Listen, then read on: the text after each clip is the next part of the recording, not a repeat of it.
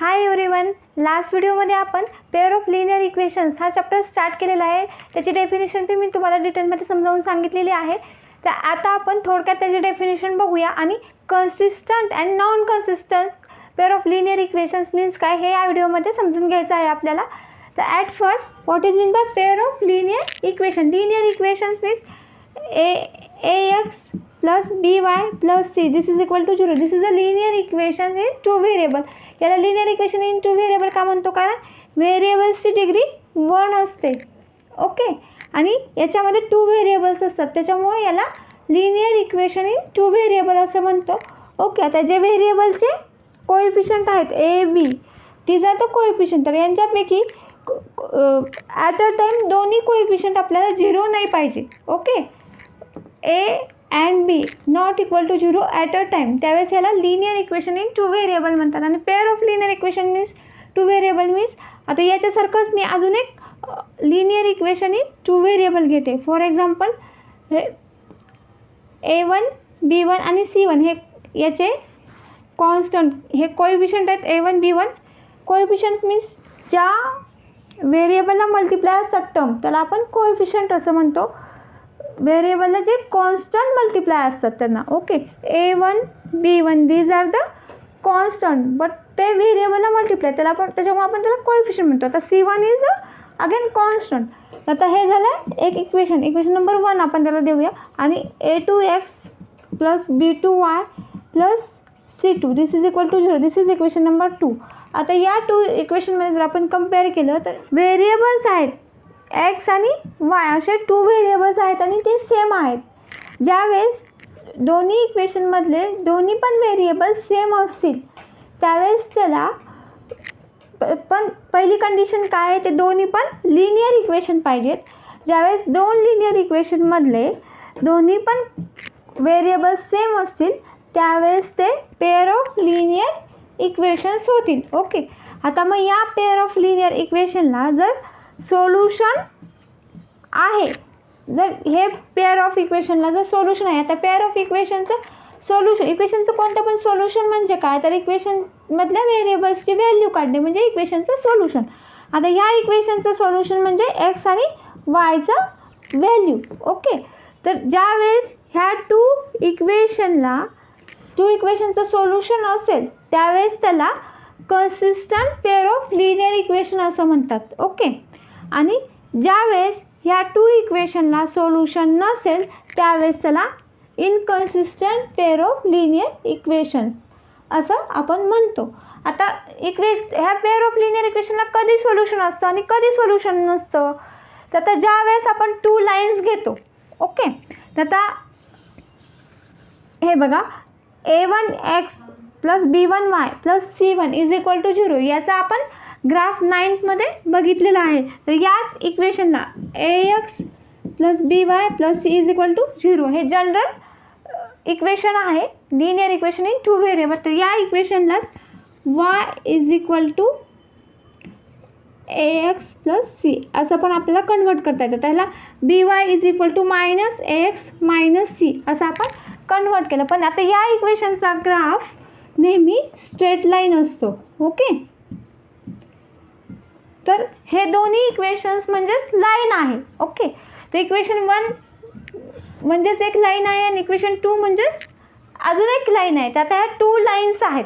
आता ह्या ज्या 2 लाईन्स आहेत तर ह्या 2 लाईन्समध्ये 3 कंडिशन्स होतील. कोणकोणत्या 3 कंडिशन होतील? फर्स्ट कंडिशन आहे, हे 2 लाईन्स इंटरसेक्ट करतील एका पॉईंटमध्ये.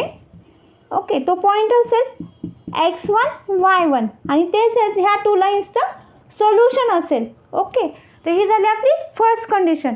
फर्स्ट कंडिशन कोणती, तर 2 लाईन्स इंटरसेक्ट करतात एका पॉईंटमध्ये. ज्यावेळेस 2 लाईन्स इंटरसेक्ट करतात त्यावेळेस ह्या 2 इक्वेशनला सोल्युशन असतं. आणि किती सोल्युशन असतात, तर ओन्ली 1 सोल्युशन. कोणतं ते सोल्युशन, तर x1 y1 ज्या 1 पॉईंटमध्ये त्या 2 लाईन्स इंटरसेक्ट करतात ते ह्या 2 लाईन्सचं सोल्युशन असेल. ओके, तर त्यावेळेस ह्या 2 लाईन्सला ज्यावेळेस सोल्युशन असतं त्यावेळेस आपण मगाशीच पाहिलं आहे, ज्यावेळेस ह्या 2 लाईन्सला सोल्युशन असतं त्यावेळेस त्या पेअर ऑफ लाईन्सला कन्सिस्टंट.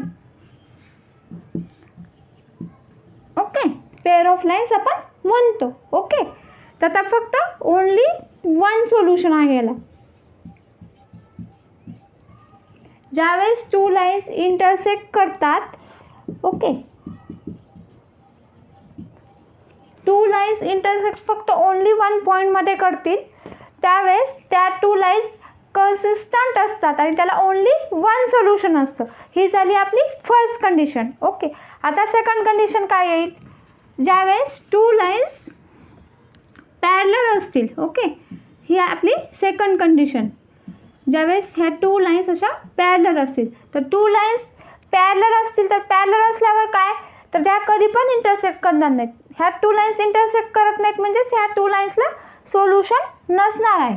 Okay, no solution. आणि ज्यावेळेस ह्या टू लाईन्स इंटरसेक्ट करत नाहीत म्हणजेच त्यांना सोल्युशन नाही आहे. ज्यावेळेस टू लाईन्स पेअर ऑफ लाईन्सला सोल्युशन नाही त्यावेळेस ते inconsistent pair of linear equation होतील. Okay, these are inconsistent pair of linear equations. Okay, ही आपली सेकंड कंडिशन. आता थर्ड कंडिशन काय? थर्ड कंडिशनमध्ये ह्या टू लाईन्स एकमेकाला कोइन्साइड होतील. कोइन्साइड म्हणजेच लाईनवर लाईन येईल. ओके, ही जर फर्स्ट लाईन असेल तर ही आहे सेकंड लाईन, ही आपली सेकंड लाईन. इनसाइड होतील म्हणजे एकमेका लाईनवर लाईन येईल. मग अशा वेळेस त्या टू लाईन्सला इनफायनाईट म्हणजे मेनी सोल्युशन असतात. ओके, इनफायनाईट और मेनी सोल्युशन असतील. ओके, ह्या टू लाईन्सला. आणि ज्यावेळेस टू लाईन्सला सोल्युशन आहे म्हणजेच these equations are consistent pair of linear equation. Okay, मग आता हे बघा, ह्या थ्री कंडिशननुसार आता हे आपले ideal pair of linear equation. मग आता हे आपण कसं ओळखायचं की इक्वेशन कन्सिस्टंट आहे का नॉन कन्सिस्टंट आहे? तर त्याच्यासाठी पण आपल्याला एक ट्रिक आहे. ज्यावेळेस हे टू लाईन्स इंटरसेक्ट करतात त्यावेळेस ह्या लाईन्सचे जे कोएफिशियंट असतात, आता ह्या कोएफिशियंट ह्या इक्वेशनमध्ये तर कोएफिशियंट काय मगाशी सांगितलं होतं, A1 A2 B1 B2 these are the coefficients. Coefficient म्हणजे काय, तर जे कॉन्स्टंट व्हेरिएबलला मल्टिप्लाय असतात त्याला आपण कोएफिशियंट म्हणतो. आणि आता C1 C2 these are the constant. Okay, तर आता ह्या टू लाईन्सच्या कोएफिशियंटमध्ये काही ना काही कनेक्शन आहे. तर ज्यावेळेस फर्स्ट कंडिशननुसार ह्या टू लाईन्स इंटरसेक्ट होतात आणि त्यावेळेस A1 A2 is not equal to B1 B2 असं असतं. ओके, तर फर्स्ट कंडिशन. मग ज्यावेळेस तुम्हाला दोन इक्वेशन दिले जातात तर तुम्ही असं चेक करायचे त्यांचे कोएफिशियंट A1 A2 आपण B1 B2 हा रेशो काढायचा, A1 A2 काढायचा आणि B1 B2 काढायचं. आणि ते जर इक्वल नॉन इक्वल असेल तर त्या लाईन्स इंटरसेक्ट होतात म्हणजेच त्या लाईनला एक सोल्युशन आहे कोणतं तरी आणि त्या लाईन्स कन्सिस्टंट आहेत असं तुम्ही ठरवायचं. ओके, आता सेकंड कंडिशन. ज्यावेळेस त्या टू लाईन्स पॅरलल असतील तर त्यावेळेस पॅरलल असतील त्यावेळेस त्यांच्या कोएफिशियंट नेहमी A1 A2 is equal to B1 B2 is equal to C1 C2 असा रेशो येईल. ओके, त्यांच्या कोएफिशियंट आणि कॉन्स्टंटमधला. मग आता तुम्ही परत चेक करायचं A1 A2 B1 B2 आणि C1 C2 हे रेशो काढायचे आणि ते जर सगळे इक्वल असतील तर त्या टू लाईन्स इनकन्सिस्टंट असतात. मीन्स टू लाईन्स पॅरलल असतात. पॅरलल असतात म्हणजेच त्या लाईनला सोल्युशन नाही. ओके, आता थर्ड कंडिशन. ज्यावेळेस A1 A2 is equal to B1 B2 is not equal to C1 C2 असं असेल तर त्यावेळेस ह्या टू लाईन्स कन्सिस्टंट असतात. कन्सिस्टंट असतात म्हणजेच ह्या टू लाईन्सला इन्फायनेटली मेनी सोल्युशन असतात.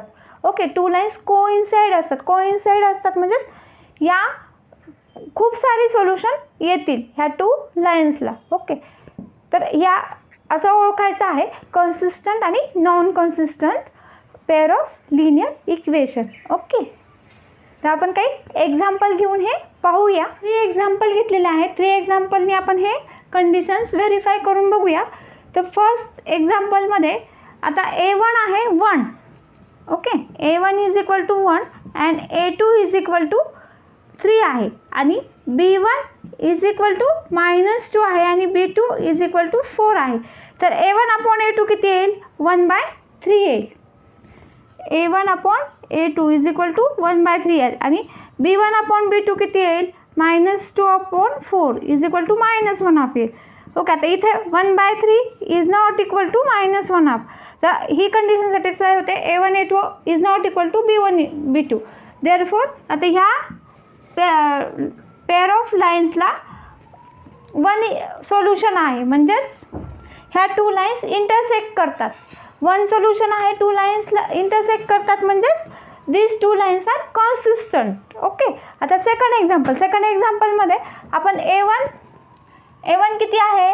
A1 इज इक्वल टू 2 आहे आणि A2 इज इक्वल टू 4 आहे. ओके, तर A1 अपॉन A2 किती येईल मग? 2/4 is equal to A1 upon A2 is equal to 1/2 येईल.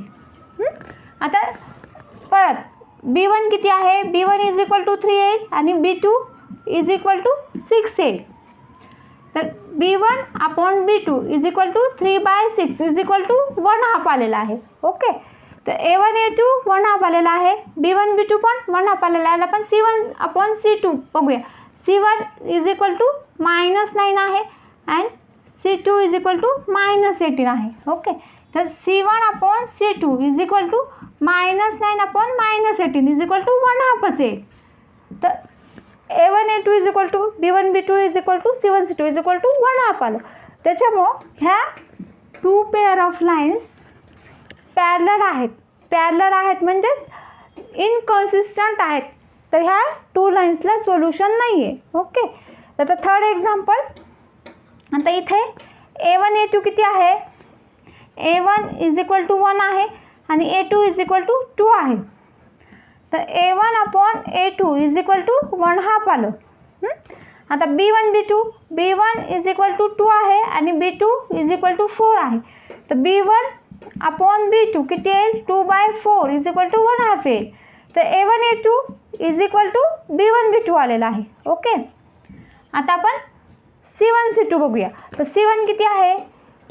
C1 इज इक्वल टू -4 आणि C2 इज इक्वल टू -12 आलेला आहे. तर C1 upon C2 is equal to -4 upon -12 is equal to 1/3 आलेला आहे.